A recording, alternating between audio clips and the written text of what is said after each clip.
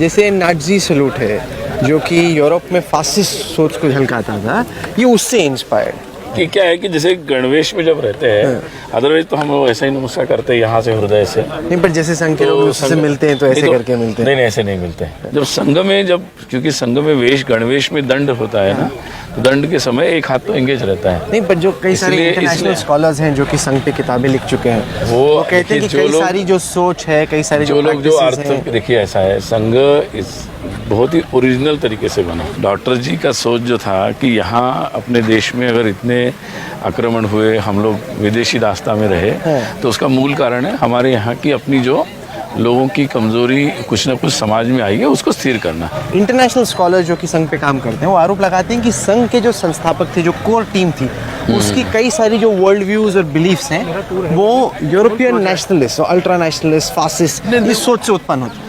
देखिए, उसमें बहुत अंतर करना बहुत ज़रूरी है, क्योंकि एक राष्ट्रीय, इसलिए शब्दों को भी गलत तरीके से हो जाता है वो कंपैरिजन जब करते हैं राष्ट्र और नेशन या नेशनल।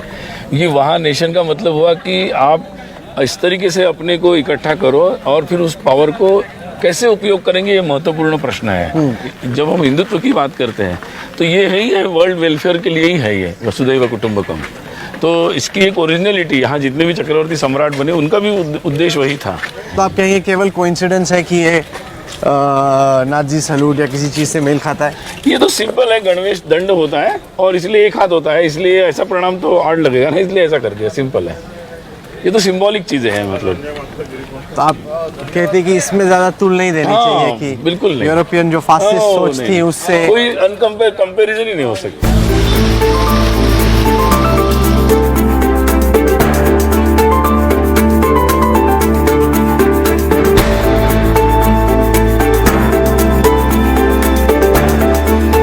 तो ये आपका कमरा है? जी आइए। जब भी मेरी संघ के किसी शख्स से मुलाकात होती है, मुझे हमेशा ये देख के लगता है कि जितना भी सीनियर अधिकारी क्यों ना हो, वो रहता ही बड़े सिंपल कंडीशंस में ही है। सब लोग एक साथ रहते हैं, रोज मिलते हैं, शाखा में आते हैं, मिलना जुलना होता रहता है, तो और कैंप्स लगते हैं तो उसमें भी साथ में रहते हैं, तो वो आदत में आ गया है, मतलब जिसको बोलते हैं ना, इंटरनलाइज हो जाता है। नहीं, पर ये भी तो कहते हैं ना कि पावर करप्ट्स। जैसे ही सत्ता आती है वैसे वैसे जितने भी इंट्रैपमेंट्स होते हैं पावर के, उसके इर्द गिर्द लोग भागते हैं। ऐसा है कि ये तो हमेशा ही व्यक्ति के पास सुविधाएं जब आने लगती है तो उसको ध्यान तो रखना ही पड़ता है। अचानक तो छोड़ दीजिए, बाकी स्वयंसेवक के लाइफ में तो चेंज होते रहते हैं ना, वो कोई बिजनेस कर रहा है, कोई शॉर्ट बिजनेस नौकरी कर रहा है, तो चेंज होता है उनका लाइफ में। इससे कैसे संघ डील कर रहा है? क्योंकि जैसे अब मैं देखता हूँ कि बहुत सारे लोग संघ के प्रचारकों के पास, स्वयंसेवकों के पास जाते हैं, कहते हैं कि मेरी ट्रांसफ़र, मेरी पोस्टिंग, आप किसी मिनिस्टर से बात करो, किसी ऑफिशियल से बात करो, तो बड़ा प्रेशर डलता है। और कई स्टेट्स में ऐसा खबरें भी आ रही है कि ऐसा हो भी रहा है। जैसे बीजेपी या जो सत्ता में लोग होते हैं, लोक प्रतिनिधि होते हैं, वो लोगों के पास ही लोग ज़्यादा जाते हैं, क्योंकि हम लोगों का पब्लिसिटी ये नहीं है कि हम लोग रोज़ कुछ करते हैं, पॉलिटिकली रोज़ एक्टिव नहीं है, तो हम लोग किसी को एडवाइस कर सकते हैं, भैया ये अच्छा आदमी है, इसको विचार करो। हमारी डेमोक्रेसी में जितने भी लोक प्रतिनिधि है वो लोगों को बुलाते भी है, उनके यहाँ हर जगह दरबार लगते हैं। पर जिसको आप एडवाइस कह रहे हैं वो तो जैसे अगर संघ के किसी प्रचारक के पास से आया, किसी मिनिस्टर के पास या कुछ, तो वो तो एकदम फिर फाइनल डिक्टेट सा हो गया ना। लोक प्रतिनिधि जो स्थानीय रहते हैं उनके पास लोग जाते हैं, वो बहुत पॉपुलर होते हैं। जैसे आज यहीं आप लोग देख लीजिए, दिल्ली में भी देख लीजिए, या कोई मिनिस्टर देख लीजिए, आजकल तो चीफ मिनिस्टर भी अपने दरबार लगाते हैं कि भाई आप आ जाओ। फिर आजकल वेबसाइट्स भी हैं, लोग जाते हैं, तो बहुत सारे लोग मुझे लगता है। और पॉलिटिकल एक कॉम्बिनेशन भी रहता है लोगों का, अपने पास उनकी कॉन्स्टिट्यूंसी से कोई व्यक्ति आता है तो उसको डील भी करते हैं लोग।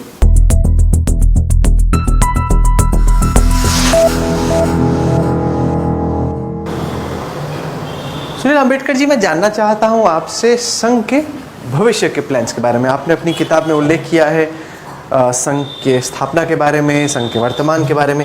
संघ के भविष्य को आप वर्तमान से भिन्न कैसे देखते हैं? तो संघ का जो व्याप बढ़ता जा रहा है, तो और भी बहुत सारे नए काम भी प्रारंभ होंगे। जैसे अभी पर्यावरण में काम शुरू हो रहा है, तो मतलब जीवन के जितने भी ऐसे काम हो सकते हैं उन सब में संघ स्वयंसेवक संघ स्वयंसेवक जो है वो काम करते हुए दिखेंगे। क्योंकि अभी क्या हो रहा है कि जैसे अभी तक तो ये था कि संघ कोई इनिशिएटिव शुरू करेगा और वो काम चलेगा। अभी नया जो होगा कि जो लोग काम कर रहे हैं उनके साथ कोऑर्डिनेट करना। संघ को सिर्फ हिंदू समाज की चिंता क्यों है? ऐसा क्यों है कि जितने भी आपके प्रोग्राम्स हैं, जो आपकी सोच है, पूरे इंडिया के समाज को बेटर क्यों नहीं करना? आपको सिर्फ अभी भी हिंदू के समाज को बेटर करना है? नहीं, पूरे हिंदुस्तान में जितने भी लोग रहते हैं, वो मुस्लिम है, क्रिश्चियन है, या और भी अलग अलग तरीके कोई भी हो, जब सोचते तो पूरा सोचते हो, तो हिंदुस्तान क्या पूरे दुनिया के बारे में सोचते हैं संघ भी। अब मुद्दा ये है कि स्वाभाविक रूप से जो स्वयं को आज हिंदू कहते हैं, हम तो सभी को हिंदू मानते हैं क्योंकि सभी के एंसेस्टर हिंदू ही है, इसलिए सभी हिंदू है। पूजा पद्धति तो अलग अलग समय पर रहती है, उसका कोई खास फर्क नहीं पड़ता। आप ये कहते हैं कि आप सबको हिंदू मानते हैं, जो हिंदू नहीं है वो तो इसको ठीक नहीं मानते हैं। वो कहते हैं आप कौन हो हमें हिंदू मानने वाले, हमारा अपना धर्म है, हमारी अपनी सोच है। बिल्कुल। देखो, जो लोग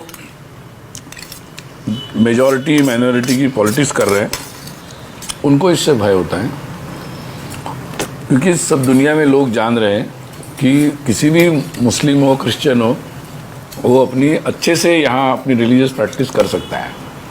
हिंदुस्तान में तो जूस आए, पारसीज आए, ये कोई संघ के पहले से परंपरा आई है, ऐसा कुछ नहीं है। और यहाँ के जो मुस्लिम है वो तो यहीं के हैं 99%, कोई एक आध होंगे जो बाहर से आए होंगे, बाकी तो यहीं के लोग हैं, सब इसी मिट्टी के हैं।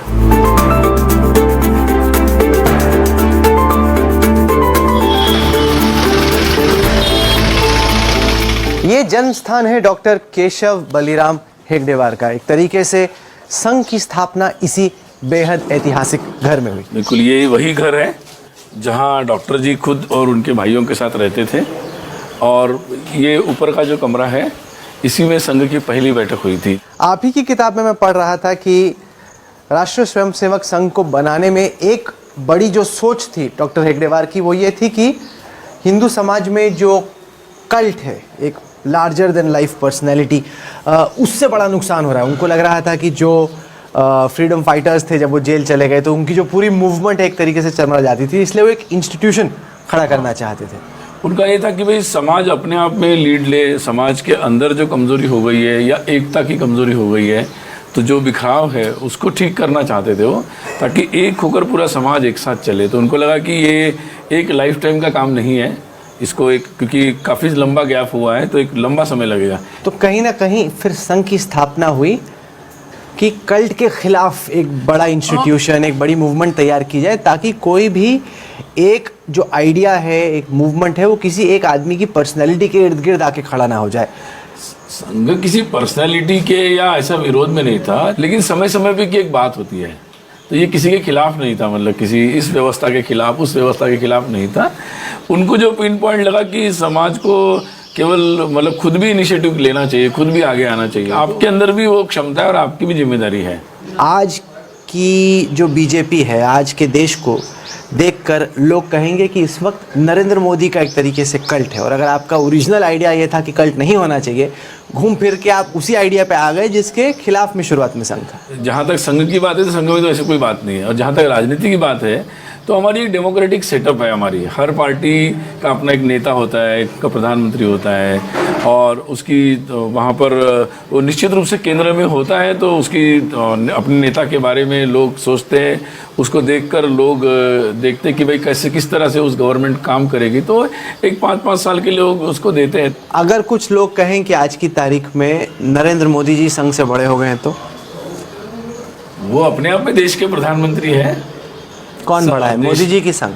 नहीं, ऐसा तो कंपैरिजन नहीं। देश के प्रधानमंत्री होते हैं। ऐसा है कि वो राजनीतिक क्षेत्र में है, संघ सामाजिक क्षेत्र में है।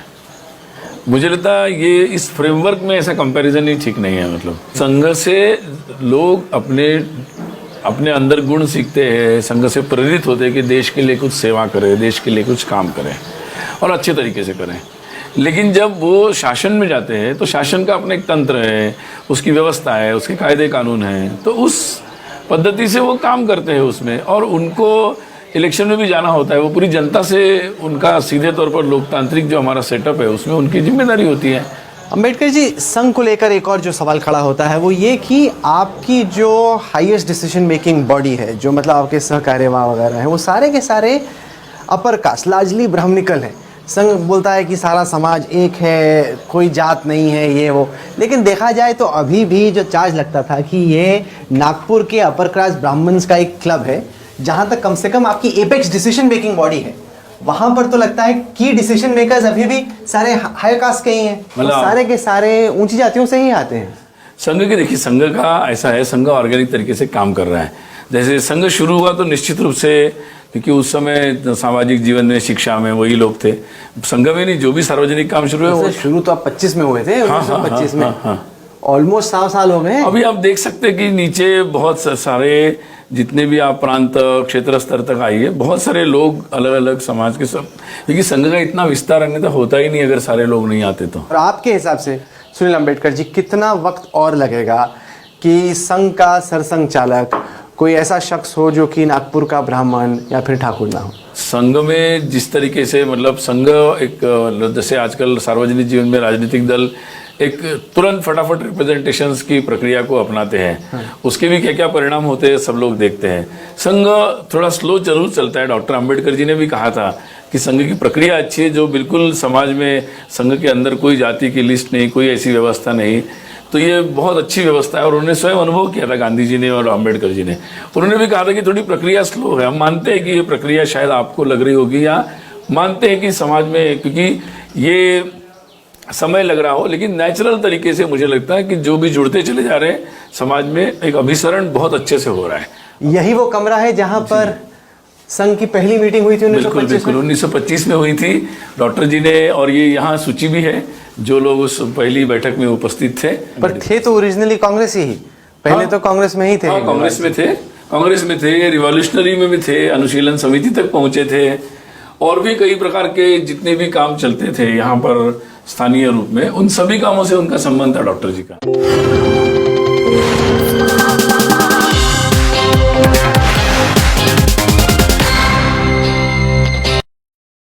अपडेट फटाफट अंदाज में, और हर खबर पर शॉर्ट अपडेट्स भी, कभी भी कहीं भी।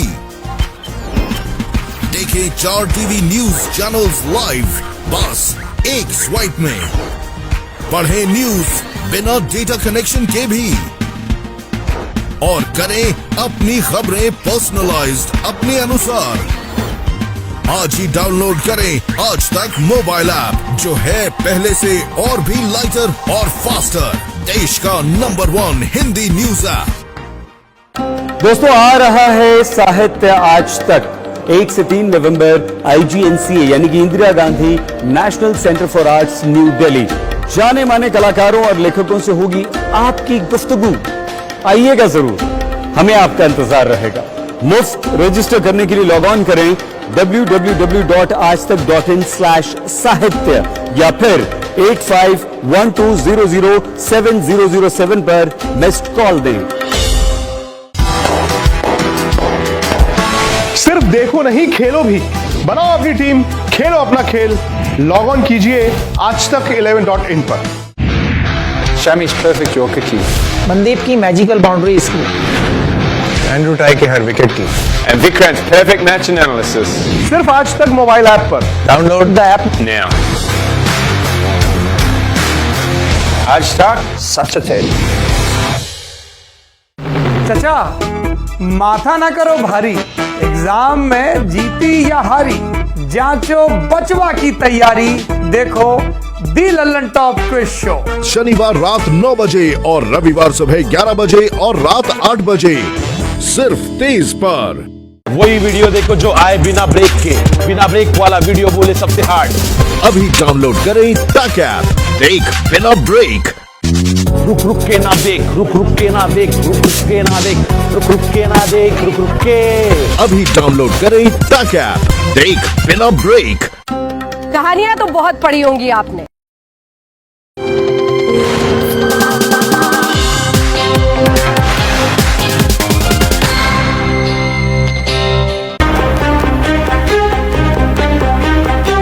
अंबेडकर जी, आप इस वक्त ABVP भी चलाते हैं। ABVP देश का सबसे बड़ा छात्र संगठन है।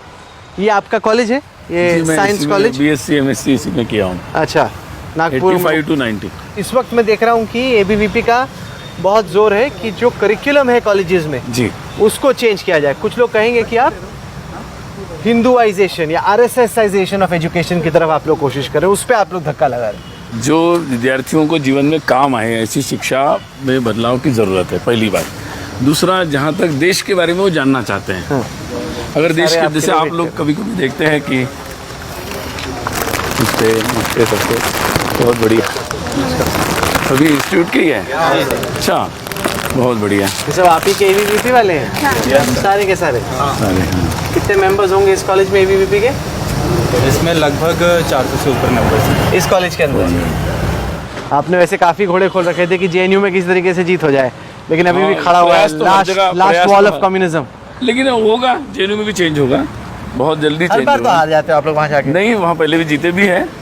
ऐसा एक आध से बाय एंड लार्ज तो नहीं जीतते। तो वहाँ देखना चाहिए कि पूरा देश वहाँ से आ रहा है, जेएनयू में क्यों ऐसा हो रहा है। तो स्पेशली आप लोगों को देखना चाहिए कि वहाँ ऐसा क्या प्रोफेसर्स वहाँ के करते हैं, वहाँ क्या उन्होंने ऐसा माहौल बना के रखा है। जैसे जादवपुर में किया कि भाई आप भाषण भी नहीं देने देते, कोई लेक्चर भी नहीं रखने देते। तो ये जो उन लोगों का इस तरह का माहौल है, उससे भी कुछ, उसके भी कुछ कारण है उसमें।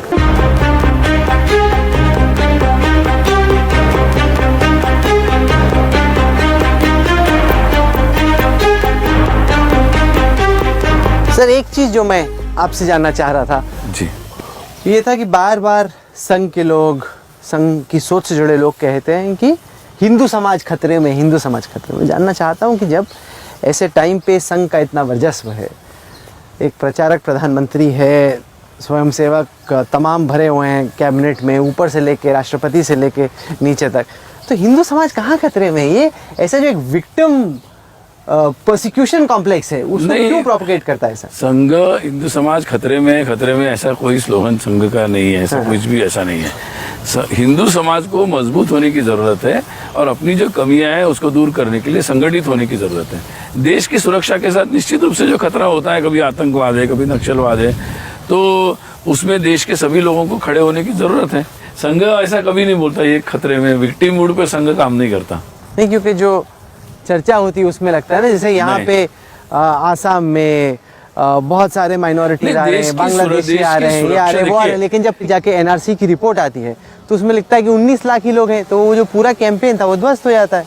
नहीं, ये देखिए, ऐसा है कि इस पर तो सारे लोग बोल रहे हैं और इसके वेरिफिकेशन की बहुत सारी मांग उठ रही है, और मुझे लगता है कि इस पर वेरिफिकेशन भी होगा फिर से दोबारा, क्योंकि उसमें कई सारी कमियां रही हैं। एक जो आजकल संघ की बैठकों में चर्चा हो रही है वो ये कि जो माइनॉरिटी कम्युनिटी है, जो मुस्लिम्स हैं, उनमें रेडिकलाइजेशन बहुत हो रहा है। आपके हिसाब से ये कितना बड़ा खतरा है? जहाँ तक मुसलमानों के बारे में जब भी चर्चा आती है तो बहुत सारे लोग हैं कि जो इस मिट्टी के साथ जुड़कर आराम से देश के सामने काम कर रहे हैं, लेकिन कुछ शक्तियाँ हैं जो हमेशा बाहर से ऐसा प्रयास करती रही है, और उसमें बहुत, जैसे हम देख रहे हैं कि कैसे आतंकवाद अपने देश में, पाकिस्तान स्पॉन्सर्ड आतंकवाद कैसे चलता, कैसे बढ़ता है, कैसे चलता है। तो वो सारी ज़रूर चिंताएं हैं। कुछ ऐसे लोग जो उनके सपोर्टर्स भी होते हैं, वो चिंता ज़रूर है। पर आज की तारीख में लोग कहेंगे कि अगर माइनॉरिटी कम्युनिटी में रेडिकलाइजेशन बढ़ रहा है तो वो एक बैकलैश है, क्योंकि मेजॉरिटी कम्युनिटी का रूल है। मुझे आप हिंदू राष्ट्र की बात करते हैं। पहली बात मैं बोलूँगा कि जो फ्रेमवर्क है ये माइनॉरिटी मेजॉरिटी का, हम उसको, मतलब वो सही नहीं है अपने देश के लिए। जो लोग रिलीजियस नाम पर आतंकवाद दुनिया भर में फैलाना चाहते हैं, ये कोई भारत में नहीं, ISIS में भी किया, बहुत सारी जगह पर हुआ है, तो वो कई सारे ऐसे फैक्टर्स हैं जो एक तरीके से अपनी बात को फैलाने के लिए ऐसे प्रयास करते रहते, तो निश्चित रूप से उसके कारण आतंकवाद की घटनाएं भी अपने देश में हुई है, तो उसके बारे में चिंता तो करनी पड़ेगी हर एक को। सुनील अंबेडकर जी, संघ का अल्टीमेट टारगेट, अल्टीमेट ऑब्जेक्टिव है एक हिंदू राष्ट्र। आपके हिसाब से इस वक्त मोदी सरकार के दूसरे टर्म के करीब साल को होने को है, कितना नजदीक या कितना दूर है हम लोग हिंदू राष्ट्र के आपके ड्रीम से? ऐसा है कि सरकार अपना काम करेगी। हाँ। मेजर है कि हिंदू राष्ट्र यहाँ है। हाँ। मतलब नया बनाना नहीं है, हिंदू राष्ट्र है, उसका रियलाइजेशन, उसका एक्सप्रेशन, ये बात है। और इसलिए उस दृष्टि से संघ निरंतर काम कर रहा है। ये काम तो सामाजिक काम है, ये कोई सरकार का काम नहीं है। पर हिंदू राष्ट्र कहाँ है? इंडिया तो एक सेक्युलर देश है जहाँ पे हिंदू राष्ट्र लगता है। हिंदू राष्ट्र इज सेक्युलर। जैसे आप हिंदू बोलते तो लगता है कि हिंदुइज्म कहीं नंबर 1 पे है और बाकी नहीं, ऐसा है, कहीं ना कहीं उससे इंफीरियर। क्या हुआ है, हम लोग उसी फ्रेम से देख रहे हैं। हिंदू को जब हम बोलते हैं तो that is identity, national identity. इसमें जैसे बाकी जगह होता है वैसे यहाँ नहीं है। यहाँ तो हिंदू का मतलब ही होता है इंक्लूसिव, और सभी पाथ्स जितने भी पर हैं, उनका क्या जो आपके इस आइडिया से अग्री नहीं करते, उनके लिए तो नहीं है हिंदू नहीं राष्ट्र? वो भी इसमें शामिल है। जो इस देश को, इस राष्ट्र को अपना मानते हैं वो सब इसमें शामिल है। कोई भी उसमें भेद नहीं है उसमें। कहीं ना कहीं बदलाव तो हो ही रहा है। प्रचारक ऐसे इंटरव्यू देंगे, हम लोग रेशम बाग में आके डॉक्टर हेगडेवार की जो समाधि है उसके इर्द गिर्द शूट करेंगे, ऐसा पहले कहाँ पे होता था? नहीं, संघ तो हमेशा ओपन ही था। मुझे लगता है कि संघ के दरवाजे खिड़कियाँ हमेशा ओपन थे। मीडिया के लिए इतनी ओपन अभी नहीं, अभी एक्चुअली मीडिया के, एकेडमिक और बहुत सारी जगह है, वहाँ के दरवाजे खिड़के संघ के लिए खुल रहे हैं। तो संघ हमेशा डिबेट और चर्चा के लिए हमेशा ओपन रहा है, ये मैं कह रहा हूँ। चलिए, हम फिर से आना चाहेंगे, दोबारा बातचीत करना चाहेंगे, लेकिन सुनील अम्बेडकर जी आपने हमें इतना वक्त दिया, आप जुड़े हमारे साथ जब वी मेट में, बहुत बहुत शुक्रिया आपका। बहुत शुक्रिया, बहुत धन्यवाद। Thank you.